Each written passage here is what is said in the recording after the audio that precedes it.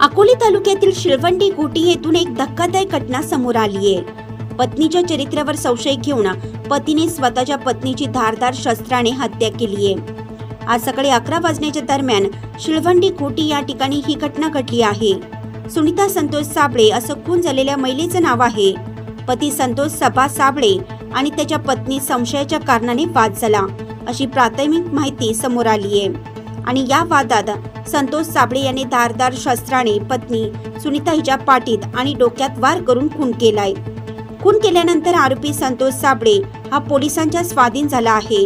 Rajur police घटनास्थळी दाखल झाले असून पंचनामा सुरू आहे।